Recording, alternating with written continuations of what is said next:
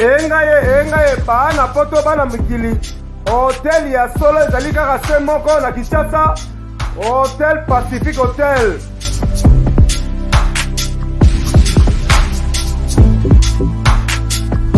Ezali na balabala ya kitoko Kabamba Wangata, précisément na avenue Luvungi numéro 146 na commune ya Kinshasa.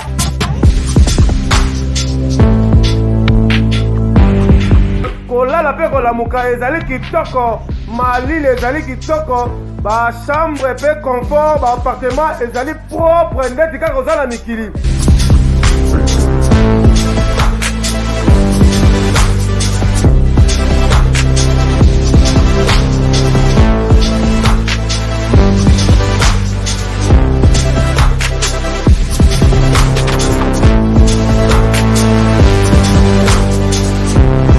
Kuna kolia cuisine africaine, cuisine européenne.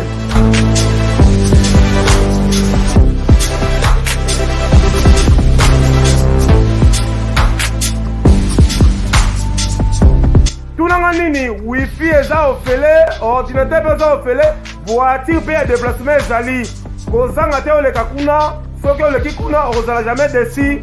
Bana poto bana mikili, ba homme d'affaires, place ezaka moko na Hotel Pacific Hotel. Kuna, la classe est la différence. Et qui est yo?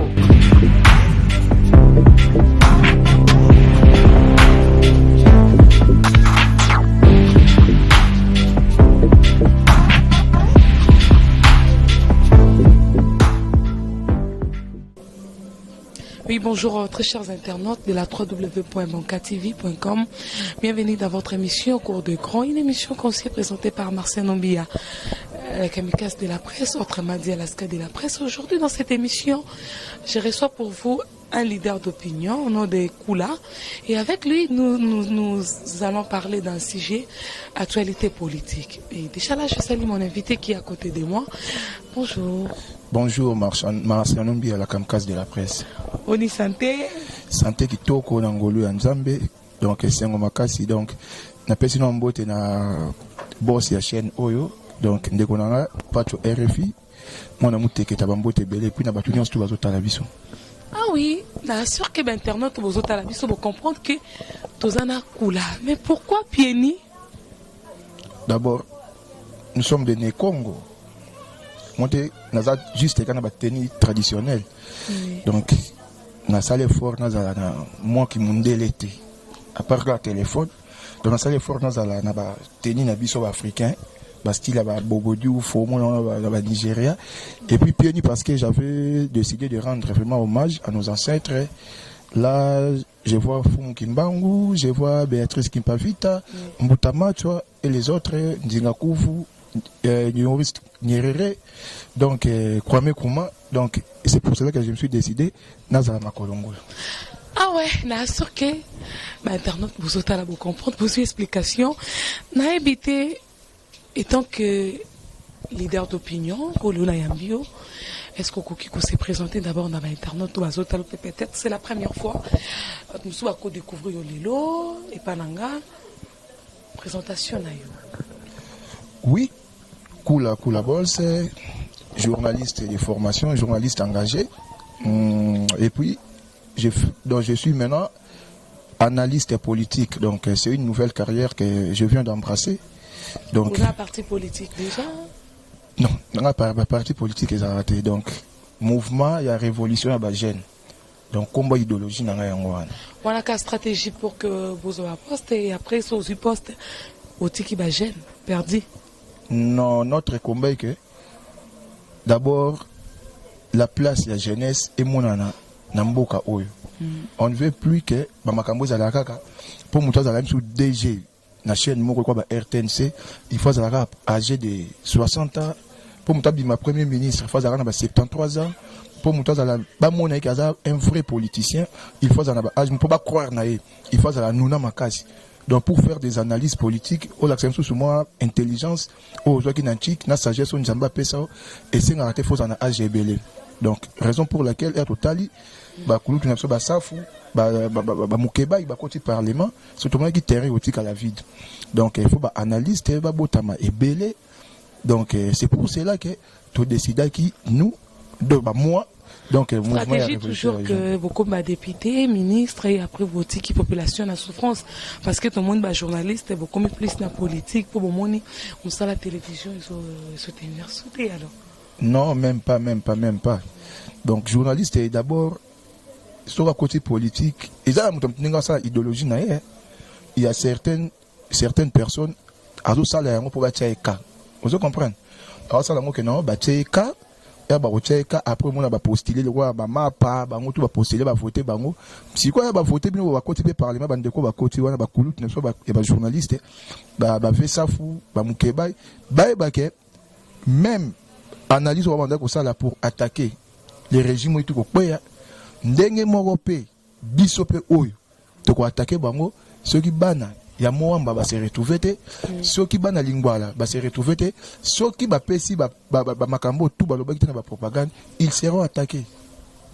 Ah ouais, on est sûr que l'internaute vous l'a dit son point de vue. Passons maintenant à la question d'actualité et celle que Nayambayo pour que tu tournes émission. Quelle analyse que tu peux faire étant que un analyste politique au Péozoya na Van Yassika à propos de la lettre à Martin Fayoulou à Komeli Félix Antoine Tshisekedi qui est le président de la République Otomonaki Fayoulou a bandé kolobaki vérité désir bah il va voir mais aujourd'hui même moto oh il y a le baki qui a ibi va voir oh atine qui population nanzela ba kufi mais azo ke ne kosenga e poste. Quelle analyse d'abord na loba ngo banda kala nasi bato batala be émission na sali ba jouer l'équipe na banda loba ngo toujours la muka eza na avenir te c'est longa na ba la muka eza na avenir te d'abord eza qui plateforme électorale to l'équipe na ba élection ba commission de ba commission vous comprenez ba commission de ba commission mais si qu'on a betaki machine nanga moko Martin Fayoulou a qui gaz en 2018 pendant les élections, il le commissaire au Fayoulou, parce que le peuple congolais n'avait plus besoin de Kabila. Vous comprenez? Tout ça qui est confiance quand tout ça là bien en 2006, depuis tout ça qui le fait Tshisekedi le père en 2011, Fayoulou va s'agir confiance wana. Si quoi l'amour que dans l'avenir t'es pas année. Parce que Fayoulou a comme qui le rôle là. Donc a comme leader il y a opposition de le fait c'est que des athées parce que pour pas boucailler bien parce que c'est un robot fabriqué et pas Bemba na Moïse un robot fabriqué la vérité des urnes azali ko robot fabriqué réclamer la vérité. Quelle vérité des urnes? Les Congolais n'ont plus besoin de ça hein? Attends que je termine d'abord l'idée donc azaki robot fabriqué na bangomo e batali aliro to kende et kokoma e ba senga biso porte-parole il y a opposition. Pour porter-parole à l'opposition, Azara presque un ministre d'État, et bon, c'est un porte-parole à l'opposition, et aussi un mouton Azara populaire. Na ministre, bon, tout n'a populaire, Fayoulou. Batalité, Moïse R. Félix a sungi, s'il faut le dire, a sungi, bah, m'a ramené Lali, aïe, na Lubumbashi, a changé notre discours, naïe. Vous comprenez? Alors, non, moi, je demanderai aux amis, to Sangana, to Kende pas président Félix, pour que tout ça la opposition républicaine bango kuna balingité Fayoulou quoi la vérité des urnes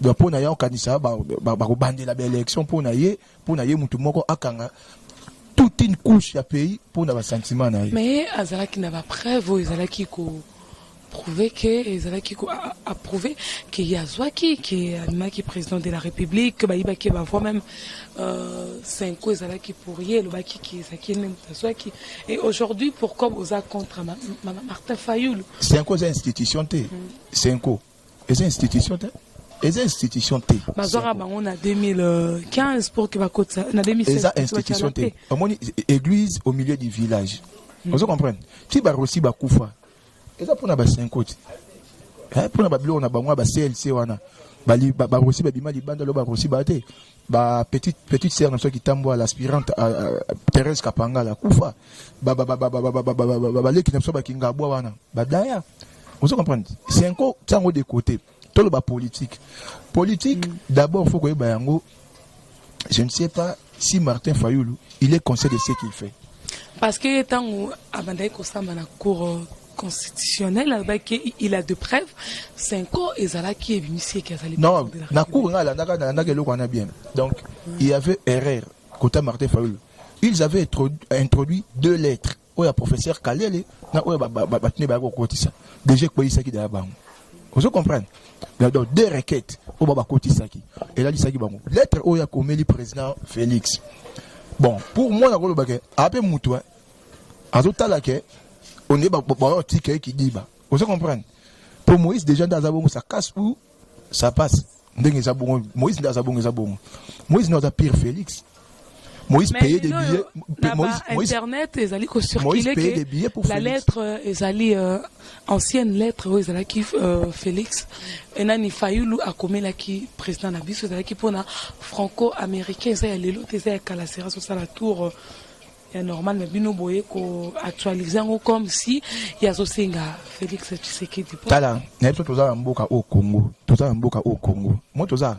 Moi 2000 au moins la mouka d'abord beaucoup content d'ailleurs comme déjà trouble entre bata Fayulu na bata Moïse bon d'abord finga notre côté ba Twitter au mona Kalombo bazo attaquer Fayulu au mona ba prince Penge bazo attaquer Moïse et ba d'ailleurs la mouka d'ande bon et dana ko panzana parce que Moïse tu pas zo ndaka te pangi na munu na sima Fayulu ka pangi na munu vous comprenez matungulu que seulement nini boy akoma ni malade oh non dans un réseau de santé faut nazala bwebwe bemba ala na partie na azana moi poids mais ay baraka même à 2023 bemba postulat kate à moins qu'il va changer constitution. Pourquoi makam na bango ya nini ya subornation des témoins et un démon corruption c'est la corruption donc ndaza bongo akoki ko postuler te donc ba contentieux judiciaire vous comprenez akoki ko postuler te parce que 2011 bango et bongo Chibala oyo azalaka na liberté provisoire comment se fait-il à chaque épreuve wa régime Kabila ko kontango te régime mabe régime ebomi mboka régime nyokoli batu régime auto ba donc et ça dit que jeunesse ba kitana zododo jeunesse ba koma na gene bangi ba ujana ba bota makulune bima c'est le régime de Kabila on a babé en racine de tous les mots il y a autre chose mona lelo c'est le régime de Kabila. Pendant 18 ans, il n'a rien fait. Donc, ouais, régime en équilibre. Na katiote bino bozolo bake soubassement ezamabe.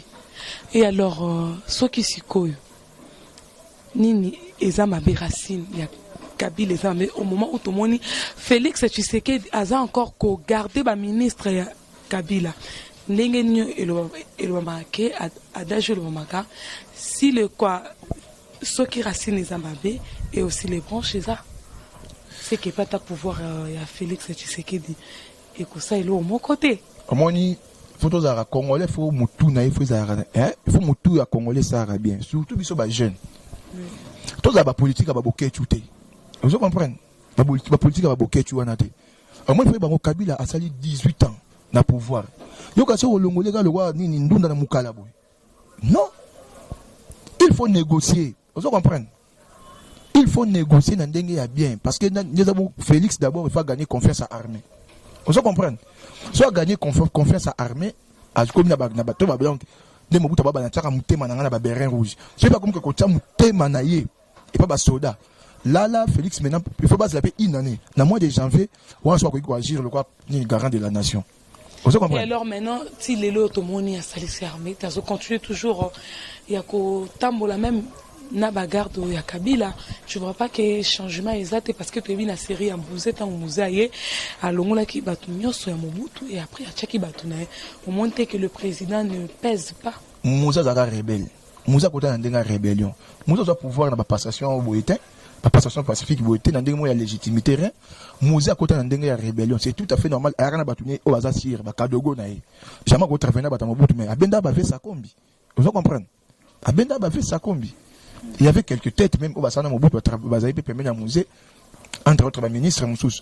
Donc Moussa Zaki rebelle. Autre chose il y a président Félix Zanini passation moko pacifique et puis c'est pour une première namboka tout le monde a magano président o ya longwe aza en vie OP à Zouana batozo mona sorta mona nzela Moussa Zaki rebelle faut autant Kabila fait 18 ans a gagné confiance dans Makambu tout.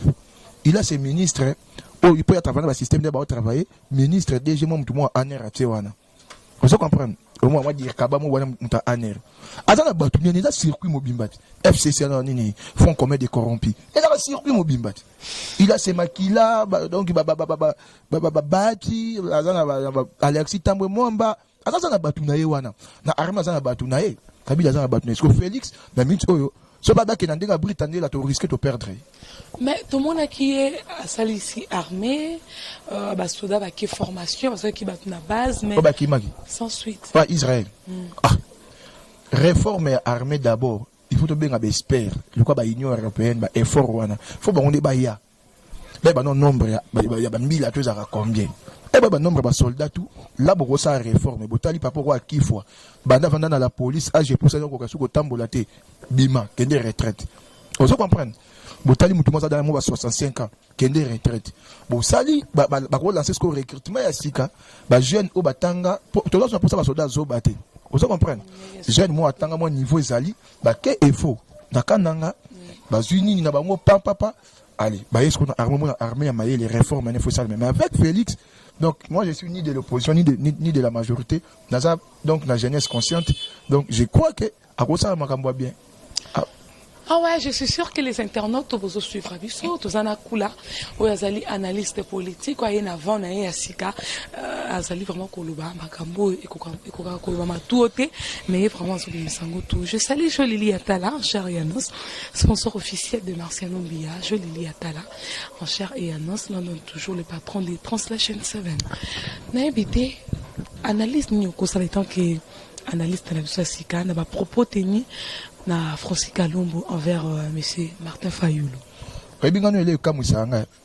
Congolais apparemment n'a habité surtout ça là on encore tout ceux qui va tout ça là na ba sentiment tout ça là makambo ndeni ah moi de zonga na bilongo la ka Félix moi ba politicien tout de ba ganga ganga soit ka Félix c'est Mupanzi soit fait na biso matungulu Freddy tiens non Mupanzi bango tout Bemba Fayoulou Kalombo Kamitatu Moïse Mouzitou bango wana bloc wana qui n'a pas mangé avec Kabila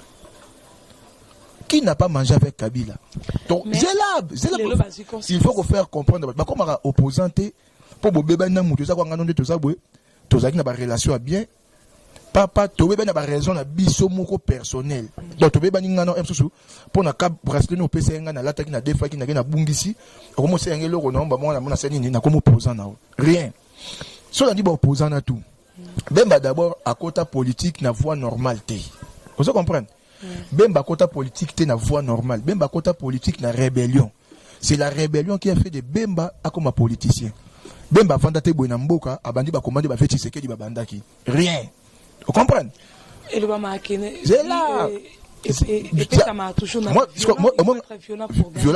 violeur au bomsaba na mboka no combien de bakima combien de déplacés pour na Bemba moi je dois rappeler le profil na bango tout Bemba rebelle la rébellion a fait de Bemba à comment politicien on ne dit qu'on vient pas to yambie to boité moi na mboka to zui Francis Kalombo El Paris banini aye pembe na Kabila qu'est-ce que Francis Kalombo n'a pas fait pour Kabila gagner en 2006 mafia nini il faut ko boma ko iba mbongo mboka avec Francis Kalombo il a construit ba palais belé na ba banda lwana ba palais ba ma campagne ba ne ba ofifra na luxure moko libana mboka okoko ndimate Francis Kalombo était qui il était qui Azaki député quand même député avec quel salaire otonga ba 11 palais so ils a qui muyibi non il y a pas député Azaki ne ba barasoki habillère ya Joseph ya Kabila Francis Kalombo volait comme il veut. Il volait comme il fait. Et alors, apparemment, tu as des comptes à rendre avec des gens parce que ou soit tu as la jalousie envers eux. Non, il faut pas dire la jalousie. Donc, bangonde bazana ba compte à rendre na biso jeunesse. Biso to tangi net ngabwe ngana tangi nazu diplôme sous régime Kabila. Na vidé université sous régime Kabila tozo kemba kana régime Kabila vous comprenez donc on a eu diplôme na régime ya Kabila donc régime ya Kabila je crois RAE a continué na 4e des humanités ou 5e comme ça. Donc aye kokutanga sous régime na décroché diplôme, sous régime na vidé université, sous régime na PKK tozo kemba. Vous comprenez? Sous régime de PKK tozo kemba. Maintenant là doit passer la politique. Francis Kalombo, il a mangé avec Kabila. Francis Kalombo a bu avec Kabila. Francis Kalombo a contribué. On partage au baka bila ni régime à Kabila. Donc ba partage à bila moi ba Kalombo. Tokei. Moïse Katumbi. Hier nani Dani, je crois, R Vital Caméra à Longwaka, si je ne me trompe pas, à sa émission, à Lobani. Oui, Vital Lobby, combo ya Vital Caméra, question Elinga, vous allez kotumba Jean-Pierre Bemba, mais vous savez que Vital Caméra va travailler à peine. Au moins, Nelson Longolaka, Nelson Longolaka Félix, Longola fait ma tongolo. Nelson entend le moko. Na comme na Moïse. Moïse R Caméra Longwaka, à sa émission avant de na canapé mo baloba. Oh, c'est mauvais de trahir. Nous, on ne peut jamais trahir Kabila. Herbe, vous savez, cop na iranium. Cop à iranium, au détourné, mettre na yo l'art. Herbe, moni pression à l'art et l'équipe, nous comme opposants. Donc, mbongo ya mboka, bonga boli yango 2 personnes, 2 individus, boli mbongo ya mboka, ya iranium au tekela ba russe. Bonga boli damé l'art binodé. Yo maele mabe ozui o détourner moninga lar okimi mbangu e pa fe na bino baba katanga fe kungu wa kumwanza okimi kuna mbangu ale mamoko komi opposant tanjela côté l'opposition fonjela déjà oye Kamere 2006 so Kabila a gagné l'élection c'est Kamere à sala tout na ba est pour ba voter ils ont triqué ba sala tout poison. Allez, herbo beba na ba raison na bino kaka pour personnel et ba raison politique pour au comme opposant. Toye Martin Fayoul ya mona loi ya za mo centre. Martin Fayoul. Vérité disait. Zana si Martin Fayoul soki le vu la Kinshasa za salité za Martin Fayoul. Élection ya ba gouverneur. Kimbuta face à Adam Bombole. Et tu kali voix moko. Soko voter soit Adam Bombole aleki, ou voter soit Kimbuta aleki. Martin Fayoul là ba système na ba bandundu ya mpangi na munu. Pona mpangi na munu a vota. Akeko defa $200,000 à moi ça Kimbuta ba to ko pota na ba teva avant ba élection. Il fait azo senga mbongo na yeba nini. Ndio ndi ba kozana ba ngwa mpangi na munu erno we yandeni. Moi ça muntu na tanga no l'art na refuta ba pesier. Après, bon, on va quoi simple. Et alors, à la télévision, ce n'est pas ce qui se fait en cachette. Alors. Il y a certaines choses, ils ont caché. Vous comprenez? Oui. Donc d'abord, aux journalistes, un journaliste, d'abord, il faut qu'on loue. Et là, il va vérifier, vous comprenez? Un faute. Au vérifier l'équipe n'a pas de traitement. Après, on va dire ça en bateau. Vous comprenez? Bemba, Bemba Bemba, Basali, Outi Rebellion, Basan City, Bayokani Basala 1+4 avec Hérodia, Rouberwa, Venabisopé à son nom, Arthur Zaïd Ngoma et Bemba. Bemba Kabila PC poste moi chargé à finance, vice-président chargé à finance. Bemba, accord en Boudi, Yaba accord en Boudi. Ce qui fout à mater, c'est Bemba. Lui, il était là. Mais Lilo a s'excuser auprès du peuple. Bah, s'excuser à bon, on te dit, ça, il après, bah, nous, on s'excuser. Population, ils Kemba. Population, ils ont la chaque jour. 10 ans à la CPI, aux Zambongo. Banani. Oh, mais parmi les milliardaires, Bemba pour qu'on en dagoute. Bemba Botani a coûté papa, n'a Bemba Saolo, n'a pas Bemba pour qu'on a pas. D'abord, c'est un orgueil. Bemba coûté, grand bazar, bon, on a un grand bazar GB. Déjà, ça l'a lupango, bralimé, fouté la carana. Bralima.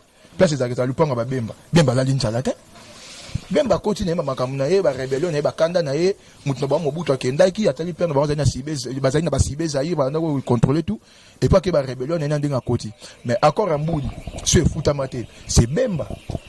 Et maintenant là étant que analyste politique analyse ou soit lecture ni ko sala na séparation il y a Bat le Kwebo na Kabila na FCC il a décidé maintenant il y a postuler comme président du Sénat comme candidat unique, que vous soyez indépendant, disons.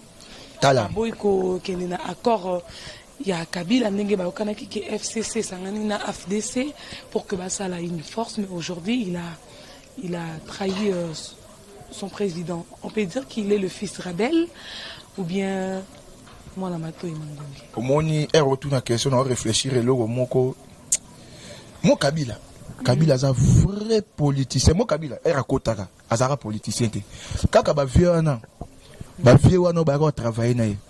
Comme ça, Kabila, politicien, moko, yama sekite. Son nom Moutou, t'attends à prendre opposition, à prendre dans l'opposition. Au fin de 9h, 20h, au commis ta majorité. Veti bala. Mbanga, moi je suis fidèle à mon maître Tshisekedi, boy na boy. Vita veti bala kaka mtozangi locataire na banini na ba salongo. Kabila bendega mba mo bofia vemba liboso mo na $100 vertige à la late. Et on a nasi yam te pese problème à misu sou bien. Donc yam te pese sou problème à misu. Veti bala na mito lo bane rien. Millionnaire. Kabila panja bon. Yango sko moni charte FCC wana. Na sepela na courage ya mutu moko. Il fait que ça là yé. Pour après venir dans l'Équateur, il y a ça. Lisanga bonganga boya no signé charte wana. Lisanga bonganga aboya signé ngo makamba FCC. Bango ba makila. Baati kutazani mutu na bango. Baati. Parce que baati il fallait zo mayele banda kala. Parce que il va promettre qui tellement non, azaki na ba député ebelé. D'abord non. Moni Kabila na FCC acha bango mama na trouble. Baati ba yim toza dauphin. Matata pour ne pas ba yim toza dauphin. Vous comprenez? Kabila moi trouble bango Chadari. Yo mona matata pour na pesa même mot d'ordre kuna na Kindu ba voter Chadarité. Vous comprenez? Baati lukwebo faza mayele. Yé azana ba député belé ko le capé perdu. Vous comprenez? Azana ba député belé ko le capé perdu. Ba papa Molière. Oui que baba tabati. Ba mwana né o nani ndeko na biso nani honorable junior. Amuta ba azana ba député belé. Kabila sikoyo pour jouer carte na bien. Asal nini makamna tam Kabila aboti mamba basei. Elle n'a pas pu ça peut perdre espace. Si ba comme ça mama ko invalider. Ba invalider ba Jean Goubal, ba invalider ba Chéribé Koutazongi, ba invalider pour ba lukila ba peut perdre espace, ba acha finana pour mabunda abima président ya Sénat. Kabila ce qu'on atali na mitu waza pour ça ya ba j'ai besoin de mes gars sire. Vous comprenez? Ba to ebi que non, s'ils sont là, le quoi da bendi da Sénat mabund primature à TV wana Ilunga Sylvestre si quoi Kabila tali Séné gotika la bongote. Atali Keba baati oh déjà ba soupçon de bandago bima na ba 2018 a financé qui moi campagne à Félix Dimi. Vous comprenez? Keba jo ko balukela ngai. Asali gande nini? Azo Alexis Tambwe mwamba oya ye. Soki siko que ndenge bazoki na ba élection à Sénat wana nani mutu azui baati lukwebo. Azwate Kabila sala politique na lar paquet d'ailleurs ba sénateur musuba ko tana ala lupangu te. Vous comprenez? Parce que net qui mbuta kutu yeba kuta ko voter na ye kutu au maître na bongo loba. Alexis Tambwe mwamba président Sénat. Yabu ya kosamba ta Alexis Tambwe mwamba mtu abane président Sénat. Et maintenant là ce qu'on zomona te kembo kezo kinangona na avancement te quand même on trouve bien que non c'est la une année. Non c'est la janvier beta parce que na minute non c'est la une année koka aso comme janvier. Non, c'est le président Félix Assandé Macky Sall à Sénégal. A dissoudre non baba Sénat wana ba parlement wana. Tout que non a gouvernement mo boé, ba j'ai tout système mo buta dala kale, mo ba commissaire wana ba commissaire ba zala. Mais tout le monde a été ba parlement foutoua ba teli biso wana ba parlement ya na tu pas Molière ma comme ça quoi parler na e. Il y a azu mo na moi ça tché. Junior azu le qui na tché donc on est famille baba leki Congo mo bimba na mayele. Ah ouais, la comment déjà na suka émission na biso koki koloba nini question elinga tango zolo makambo zozela inane 6 mois ya règne ya Fachi est-ce que bilan est positif ou bien négatif? Pour nanga na woloba eza positif eza pe négatif. Explique-toi. Parce que na woloba positivité nango d'abord na sepeli Congolais m'a commis à l'aise. Vous comprenez? Congolais m'a commis à l'aise. Même Denga a déclaré qu'il est 3 mai, je crois, Denga pour la liberté de la presse. Quand il y a eu Yebi, il y a aussi des missions pour moi, au bureau de. Il y a qui ça va document. Mais il y a que non, boutique à journaliste, va avec toute liberté. Et puis dans ces pays, Nandenge, non, libéralité, on a tient. Même Fayou Denga, ça va m'accompagner. C'est très à l'aise. Vous comprenez? Non, moi, bon, moi, c'est politique. Vous comprenez? On dit matin, pour faire mal à l'aise, moi, puis ça espace, et le roi n'a pas. Azobanga peut-être moto Fayou le makasi. Fayou la moto est sous Fayou ndenga vide. Moi, 2023, $500,000. il a payé sa caution. Non, et puis ça, Faden House d'Ate Kangoti. J'ai beau mon ama. Vérité désir, né? Merci. Dieu sait qu'il y a d'abord des faits. Voilà, petit, on a beaucoup de ketchup. On sait qu'on prend petit, on a beaucoup de ketchup, banini. Ah oui, au coco le banini, n'a affaire combattant, c'est les réseaux aussi la paix. Puis que nous avons plus d'opposition avec Mamet Omoni, Félix Abimi. Les combattants sont toujours très mécontents. Oh, tous les affaires, tu appelles les mongo. Mon appelé mongo, na condamné kaye. Bokechu avandani bien na bwende. Bokechu avandaka bien na bwende azo bambisi na ye. Azo lia batuka na banganju. Bokele mongo azuye balinye. Aye Kinshasa. Quoi, ye Bokechu atika. Aye d'abord dans un combat, il faut yeba cible. Donc il combat qui, pourquoi? Donc, il combat d'abord quoi? Kabila, non, bon, mariage à IDPS na FCC ne va commis contre Fachi. Oui, moi liboso na départ. Moi je soutenais le combat même dans musique. Pas bon soutenir moi combat na on va taper non ah. On taper ba match la moi na toujours kaka koyembela ka Kabila chiffre 4 boina boy e ba kata bango ba concert na muna ngo ezaka bien na ate raison oyo eza ya solo peut-être que za la bien bo combattre Kabila ngo pe asali nini atika zu pouvoir appeler ça ngo pas civil Kabila soldat rebengo pe lisusu ma zu pouvoir appeler ça ngo pas civil ye Bokechu afingaka batu nyonso yo Félix tama yemo atala matama na été Bokechu wana amatama yemo atala matama nete alongwe na Félix na bule ku ndengo afinga Félix bese ka mutala muka na muka tongo mobwe F Bazaïba zoba akomo finga suna Bazaïba Bokechu donc d'abord affaire combattre pour na osema bande kwana baluka bavanda babenga ba leader ou ba musicien ou ba baza mo ba projet ba fewera babengi ba fe waze kwa babengi ba fe Kofi vous comprenez babengi ba batuna na bien biso na bien tozo wela nini on se comprendre problème ezali ke président oyo akende président akei ce qu'on a mis au bokangi musique na biso pona nini Bokechu ndakangi musique malheur nango zanan malheur nango za ba Fabrigaz malheur nango za ba Robinho ba déplique pour ba jeune ba beti musique na ba ba Congo ba sai ba succès sikoyo moi ba ke ba poto te po ba lia ba mbongo na bango Bokechu za musicien azara politicien aza musicien politicien bourrique le roi Bokechu a gros arrêté Bokechu a musicien asa la biso bourrique Bokechu a concert na pour toi $100 so Bokechu a coûté si à $10 ça coûte 600 personnes vina ngebeba. Ah oui, merci vraiment d'être disponible. On peut s'élever pour clôturer cette émission. Merci Nassid na caméra Zwakibiso, Clara Kalombo, la crème des vandales. Je n'ai pas oublié Jolie Atala en Charianos, l'on a toujours le patron des Trans la chaîne 7. Je te salue. Mot de la fin, Kolobanini. Nenge bazaliko invalider ba député bazongisi et après ba vite wana ne mutazwa ki ya solo bazongisi na Congo na bopona na Congo batika mambo professeur Vundwa professeur Nani Luamba babenga ba Luamba ba Vundwa parce que ils ont fait preuve que ba professeur était au erreur matérielle avec des éminents professeurs le roi baba mabongo so batang c'est la banane. Donc, on peut plus croire dans le droit au Barça, dans le campus, tu peux croire soutenir le IPC. Donc, mot de la FESA, j'ai fait appel à la conscience la jeunesse congolaise. Et puis, dans il y a une série na biso, série 8. On va combat Bokechu à moi, série 5. Batika bagarre babor na yona ndazo bagarre. Merci vraiment d'être disponible et les cabos s'abonner belé na Banka TV. Et après c'est pas Chombote soutien. Na saluer Titi de Bundes na agence nayo ils ont servi vraiment ba congolais Umberto Titi de Bundes Umberto.